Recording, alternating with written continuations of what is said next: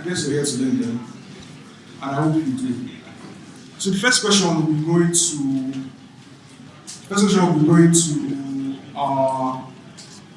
our dear panelists here, Taiwo. It's okay to call you Taiwo.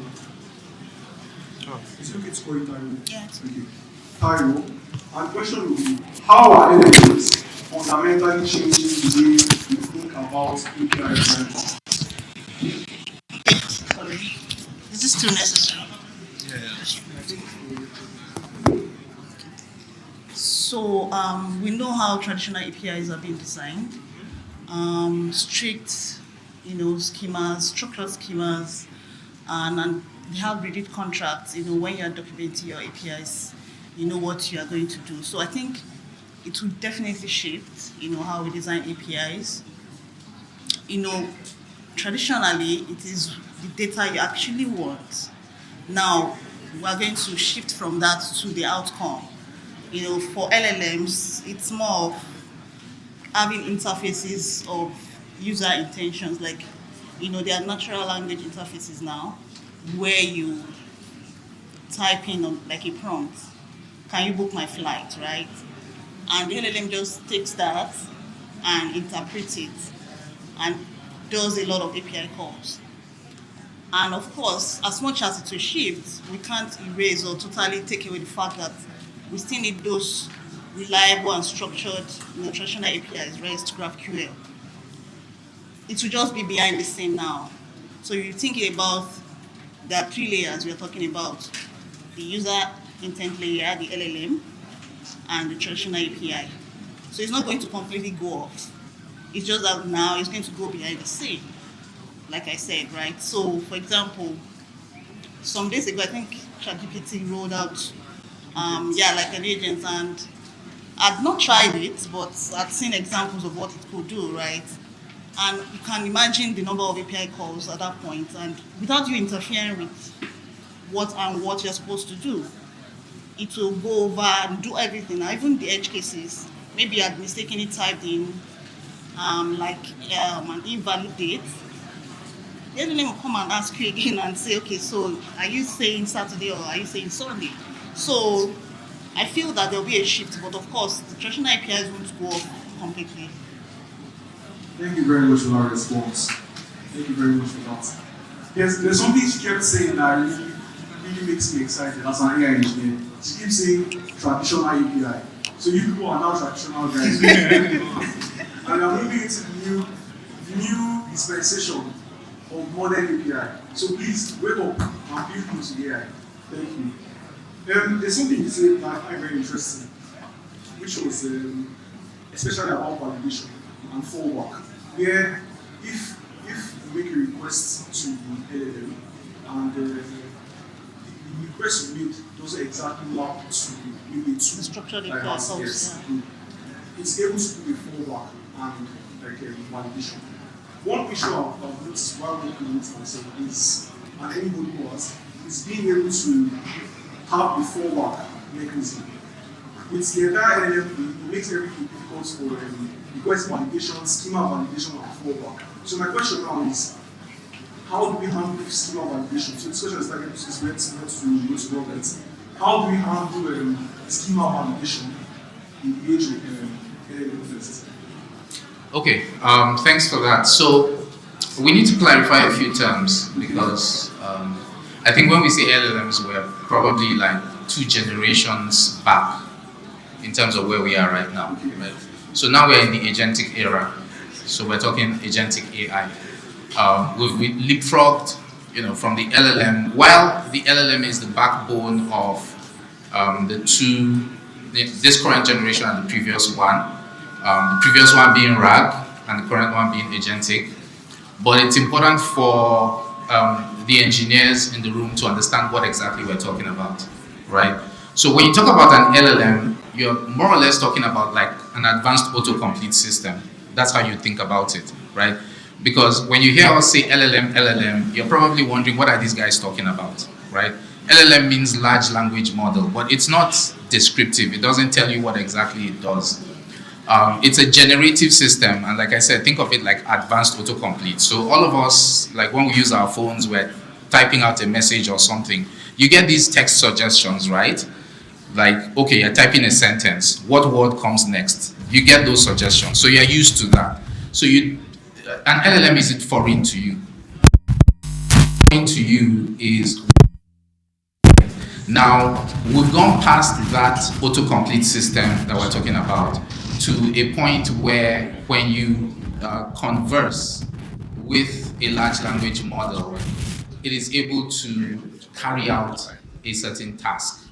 And that's what we call agency. That's why we call it an agentic system, or what an agent is.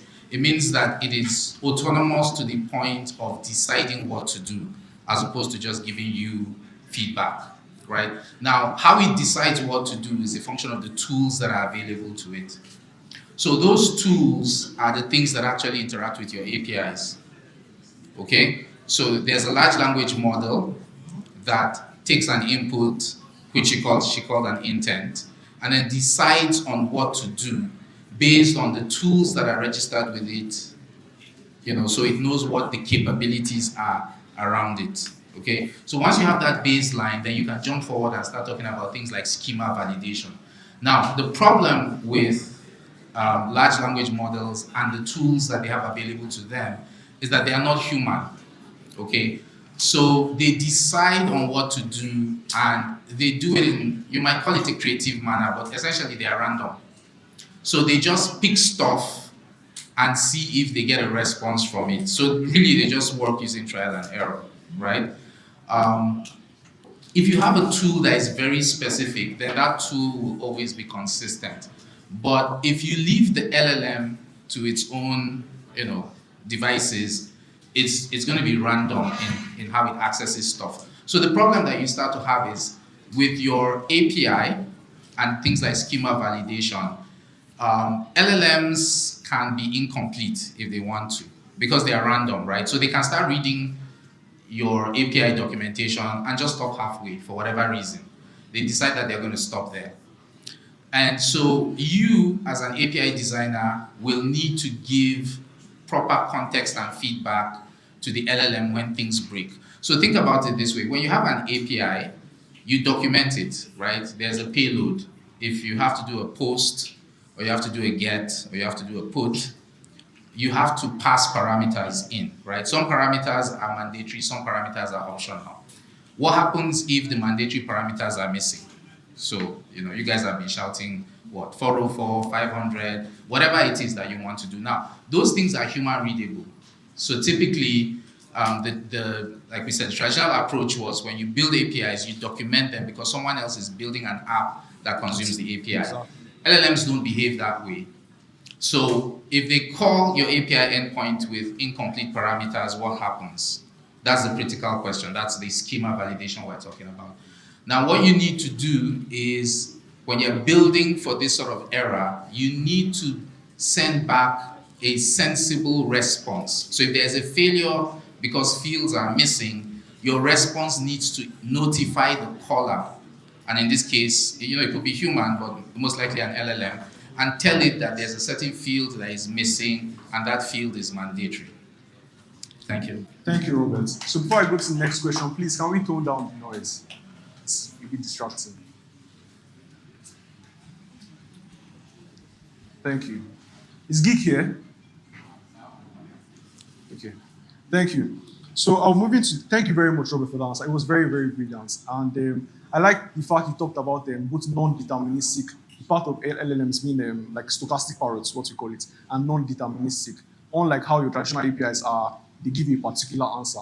So LLMs can be, as you say, creative. So you have to be able to set fallbacks and guardrails. So if it goes out of your, like the bounds of what your APIs can, or your tools can be able to do, it can just give a fallback and all of that. Thank you very much, Robert, for the answer. It was very brilliant. Thank you very much.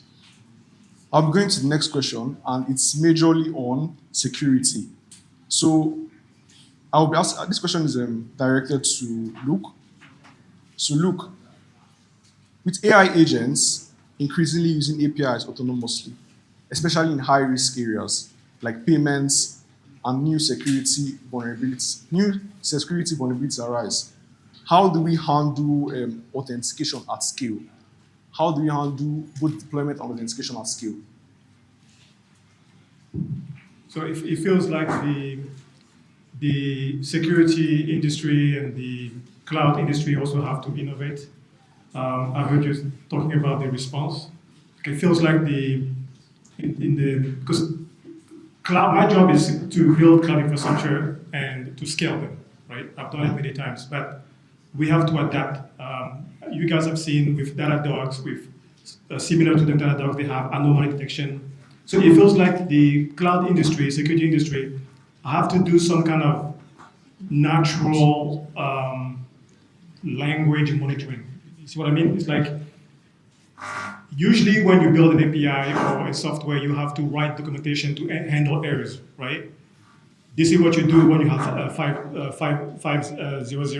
or 404 or 502.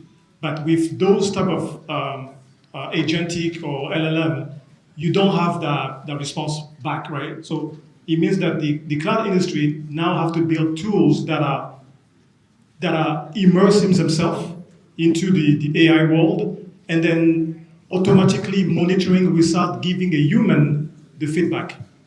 So there are a lot of innovation that need to happen in the monitoring space. Most of the answer we don't have it because I always tell my team that a cloud engineer has to support a developer. Mm-hmm. We are the customer service, the customer support of developers. I remember when I was at Adobe, my manager told me, we are here to empower the developers. You guys are leading the change with agentic, LLM, and all this stuff. We have to understand how we can catch up. So right now, we're still using those same CI/CD platform, we're still using Kubernetes, but new tools will happen to support that. Back in the days, Jenkins was being used as a CI/CD platform, but when Kubernetes came in, it was difficult to have to handle that, right? Even Terraform, right? Harness came in. Who know Harness? Harness.io. Harness is a CI/CD platform that easily can handle Kubernetes, right? Because they adapted with the microservice movement. So now the cloud industry have to adapt with this. So I'm sure there are research being done right now. Yes, thank you very much. Thank you very much for that response, Luke. And there's something Luke said that's very, very brilliant. So I want to take points. He said a lot of things that are being done now, there's a lot of research still being done. So the only place you're actually allowed to be like a beginner is in building AI agents. So if you've not started, this is your chance before we leave you behind. So the next question will be directed to Sherif. So it's called Sherif, yeah. And it will be a continuation of a question I asked Luke, but I'll be focusing less on the infrastructure side and more on the security side. How do you see the future of AI agents and LLM first in the world of fintech? All right. I think AI has brought both good and bad. It's a lot of good things. It will make things so easy. You'll be afraid that what if it's in the wrong hand? Now, I've tried some things and I've seen how AI has actually performed those tasks. And I was like, if a wrong person have access to this, what can they do? Now, one of the problems is we have actually handed everything to AI. Your servers are not safe. No company is safe. Your staff have handed everything to AI. No private key is safe. Nothing is safe. Their VS Code is directly on AI. Your server is directly on AI. So what is hidden? If OpenAI decide to shut down Nigeria today, they have all the private keys. They have all. So now imagine that somebody is able to stay. We are still trusting them because they are big companies. Imagine that somebody have an ulterior motive, now stay in between. Let's say there is a fake Open API plugin that you install. there's an intruder in your system. It's working perfectly, but it's already getting other things that it needs to control your system perfectly, and you will not see anything. I'm talking about server level access. We're not talking about somebody trying to hack you with you already have access to your SSH, everything. What are we? So, as much as it's good, we have to be very careful. Recently, I was watching a news. Somebody lost $500,000 because he was trying to use an editor. Sorry, it was coding. I wanted to use all these code. Like Corso. No, all this code modified that shows your. It's writing actually Solidity. Okay. So it's trying to. It needs the plugin anyway. Okay. So he now saw the plugin, but now he didn't see the plugin on. He wasn't using. Most people are now using Cursor, right? Fine. But the problem with Cursor is using a library that is not as officially registered like VS Code. Now, that library allows a lot of people to push in their plugin. Now, this guy installed this plugin and doesn't know that the plugin has already taken over his system. Now, the plugin did not even do anything. No. He only needed the access to remotely control the server. Maybe the SSH key and things that he needs to. He will now deploy, write code from his own server. It's a remote control, it's a remote server plugin that just does, but he doesn't know. He's working like normal plugin. Now the problem is, this person also understood the algorithm of the plugin market, that when you update faster, you'll be listed faster. You'll be listed maybe at the top, something like that. So this person will update every time. Now, this was discovered by Kaspersky because it's a security company. When they start auditing the system, now before they deleted that plugin, they reported to Cursor. Now, that same week, that person released another plugin with another name, having 2 million fake downloads. That the original plugin has less than 100,000 downloads. How will you know that one? So there's a lot of problem, even in the coding environment. Talk less of the endpoint. When you create endpoint, you don't validate, you feel that users cannot know because we are using mobile, they are going to use it on mobile app, they can't inspect the elements, they are going to use it on the web, they can't be that smart. We have to do a lot of work. And most importantly, we have to be thinking like we are working with AI. Forget about humans now. The attacker that is going to come is not going to use brain again. It's going to use another LLM to actually attack you. Something that will figure out every possible way to actually get into your system.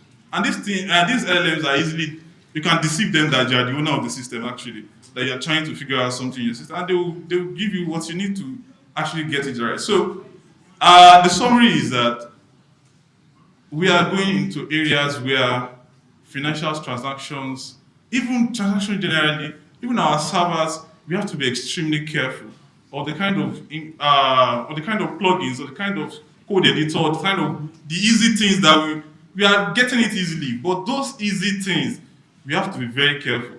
Then apart from that, our endpoints, our APIs, we have to design it in such a way that we are preparing for the LLMs, especially the bad side, which is the security side. Thank you. Thank you very much. Thank you very much. His response was very brilliant, and he said LLM is taking over everything. And when he said it, he stopped at coding and all of that. But I will add to it that LLMs are even taking over our brains because we are outsourcing all our thinking to ChatGPT. Everything. And I'm sure while we are here, some people don't bother to let me think through this thing, just ChatGPT it. And then when you leave, you can't remember. So please grab a hold of your life back before it's take over your brain. So my next question will be going to Robert. And so my question is majorly on traceability and observability. How do we handle traceability?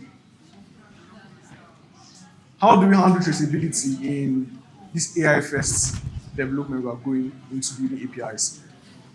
Because if there are errors, how are we able to map those errors to particular ways how we do it? So traditional traceability, traditional is a funny word. Now traditional traceability is hotel and all of that. But how do we handle traceability in LLMs as they are like in AI first development? Okay. So you need to start with what is the LLM or the agent doing, right? Okay. Before you start tracing. So with the traditional applications, you always have a consistent cycle of calls, of API calls, right? So typically, when you load up a form, you want to do something. You fill in the form and then hit submit, right? It could be a multi-step form, but that's just breaking down your input stages so that you don't get overwhelmed. But in the end, you have a bunch of data that you collect, parameters that you pass to an API call. It could be multiple calls, but they're sequential, right? Like there could be calls to populate drop-down fields, and then there will be one call for a post. When you have an LLM, it doesn't necessarily do that sequentially. Because again, like you said, they are stochastic, right? So they do what they want to do. Exactly. So what you then need to do with your traceability and other things is to, first of all, log what was the intent before the sequence of API calls. And they don't have to be the same. But you need to know what the intent was, log that, log all of the calls, all of the inputs and the outputs, and then log the result. So in the end, what you're saying is, this user tried to do X. The LLM reported that this was the intent of the action. And these were the sequence of actions, and then this is the reported result, whether successful or not. So that way, you're able to take that to some staging environment and replay all of those logs and make any adjustments that you need to do. Thank you. Thank you very much for the answer. Thank you very much. So we are rounding up, and we currently just have 3 minutes, so I'll be quick with my questions now. So my next question will be directed to Taiwo.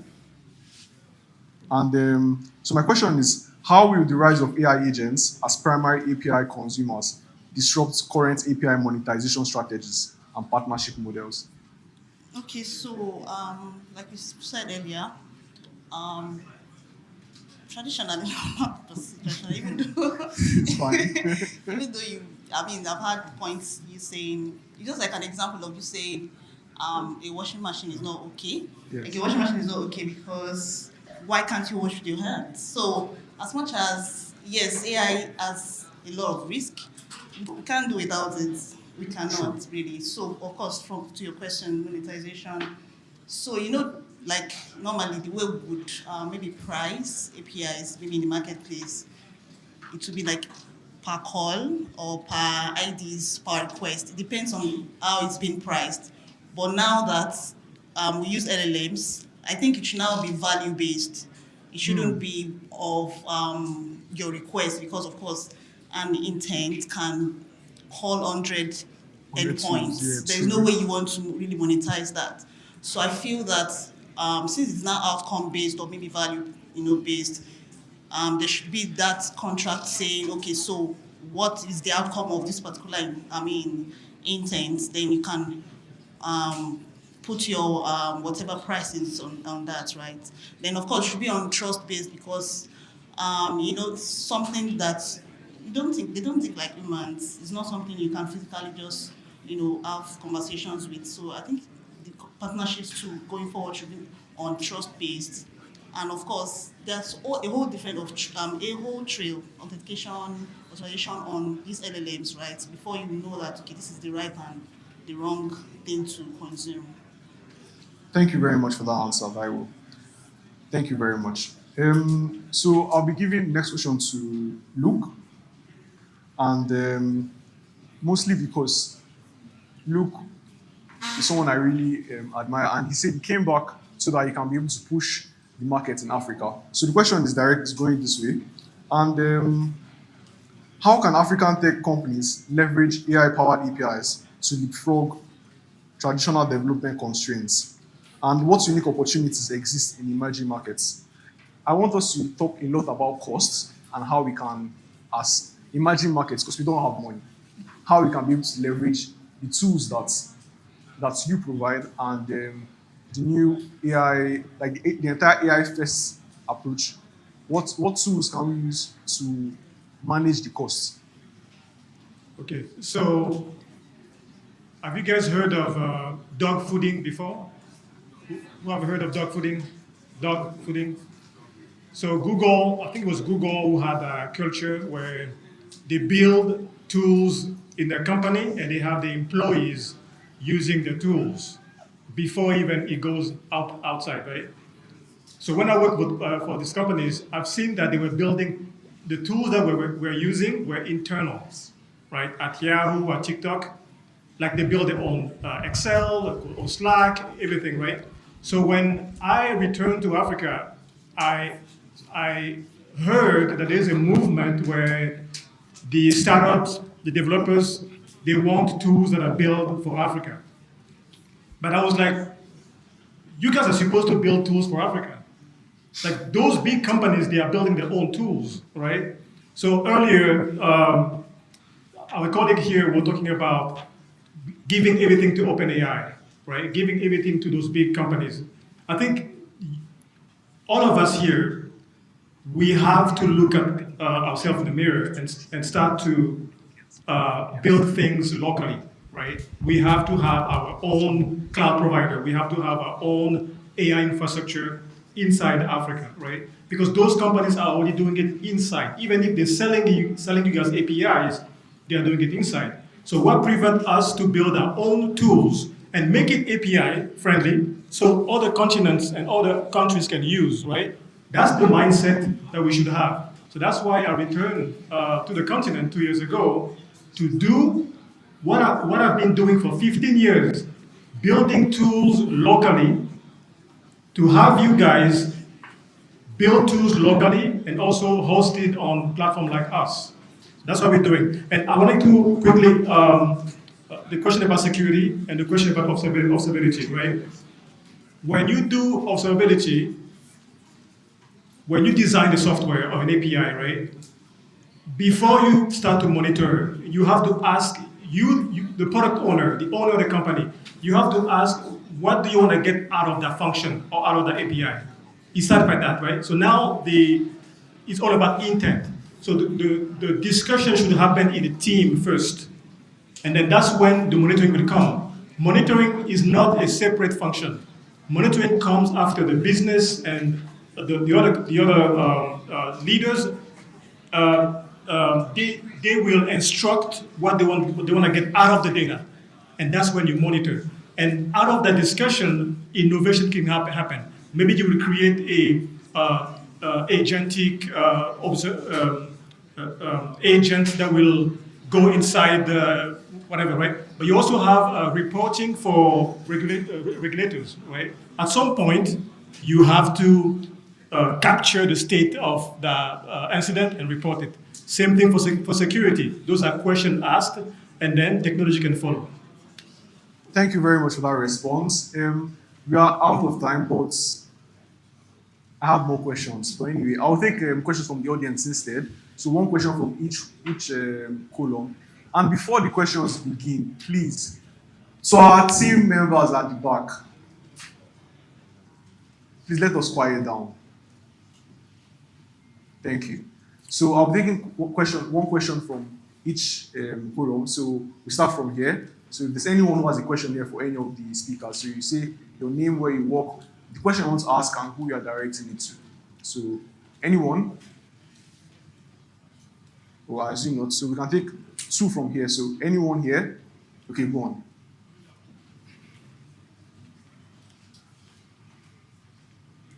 Good afternoon, everyone. Thank you, panelists, for all the wisdom you've shared. So my name is Christian.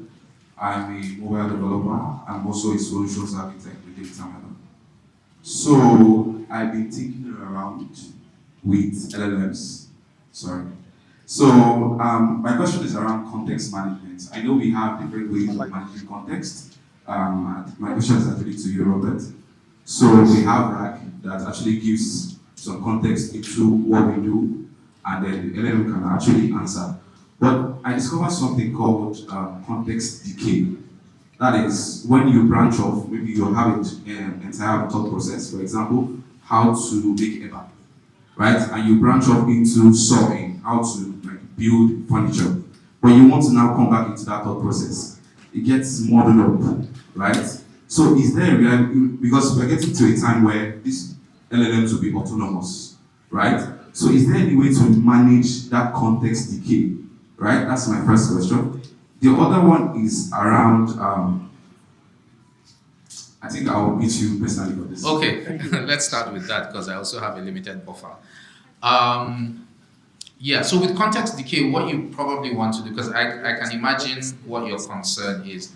What your concern is, you could have one agent, right, with, the way we build apps now, you have one middleware layer, and then you have multiple user interfaces, right? So you could have multiple users making use of one entry point into your model. And so, yeah, you're concerned about that entire context decay. So typically what you would have is you would implement some sort of history mechanism that would take care of that. So if you have multiple users, for every turn or every cycle that you have, you need to track that, right?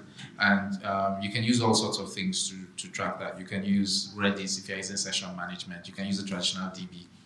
But what you want to do is, whenever you're going to have a conversation, you inject the history of the conversation until you get to the end. So that way, because nowadays LLMs can have like really reasonably large context windows, some up to 128K. So you can pass in something really massive. Some of them can take an entire textbook. So you don't have to worry about how much history you can pass in. So that's my response to you. Thank you very much for that. Yeah. So we have just 2 more questions. So anybody here? Okay, go on. Good afternoon, everyone. My name is Thompson. I'm a front-end engineer. So my question is directed to Mr. Roberts. It's a bit outside LMS context. So my question is, for someone who has a vast knowledge in the IT world generally, how did you manage to stay relevant in all of those years, moving from one to another? Yeah, thanks. That's like the simplest question in the whole world. So your job in IT is learning. Your job is not actually doing what you do, right? What you do is like, let's call it like your capstone or whatever. So what you need to do is just consistently learn. Whatever you do, there's something new 2, 3, 4 times a year, right? Front end, React, there's something new. Angular, there's something new. There's nothing that is stale. So you have to keep learning, right? The difference for me is after a few years, I'm able to learn something like completely new, right? While still maintaining context. So we can say I have a long context window. Yeah, but I also have a lot of years under the belt. So I don't try to learn 2 things simultaneously, like there's no point, right? But if you've done something consistently for 5 years, you can then use 2 years to learn something new, and then stay consistent, and then use 2 years to learn something new. So that's my feedback. A round of applause for Roberts. So we have one last question, preferably from a lady, if there's any lady who has a question. Gender balance. If you have a question, okay, fine. And please, let's keep the question within the context of this conversation. You can always meet our speakers outside. But thank you very much. So, on to her. My God.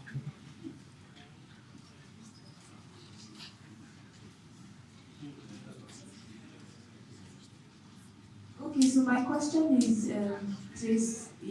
thank you so much for the speakers, that have been really insightful. So my question is the place of... Your name, where you... Sorry, my name is Chioma. I'm into product marketing and management. So my question is the place of building for Africa by Africa. So what is the place for collaboration if we're going to be building our own AIs that we're going to use for ourselves? So where is the place of the collaboration for other countries as well? Who's the question directed to? Who are you directing questions to? I don't know, but from Africa, yeah. Okay, thank you.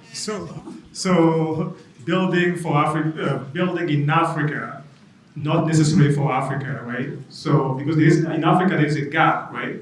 But you want to build for the world, you want to build globally, right? Why don't you build APIs hosted in Africa used by Chinese?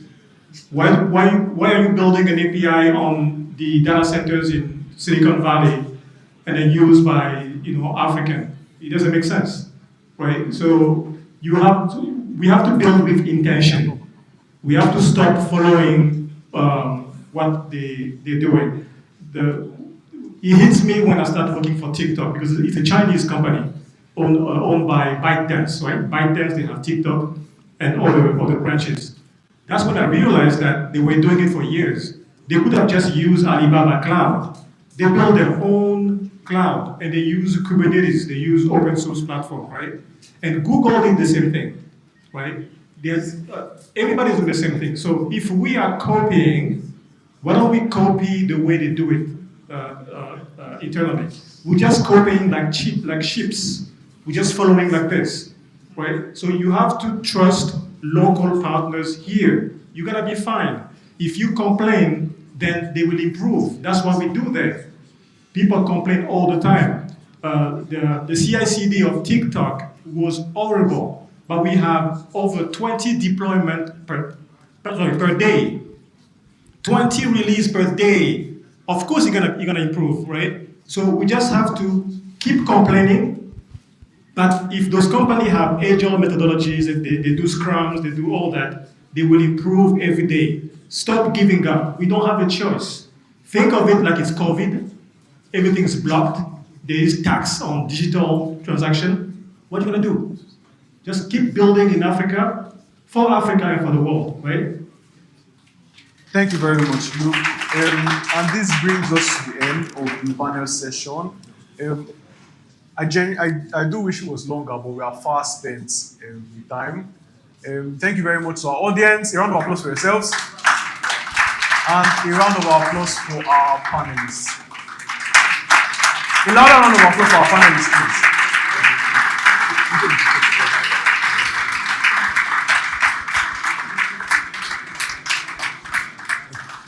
Stand up for the picture together. The picture together. Yeah. Okay, we'll take a picture together. We are gone. Okay.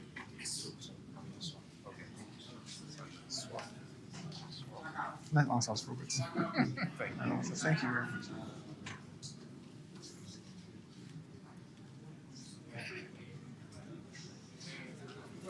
It's good? All right. All right, thank you. Thank you very much.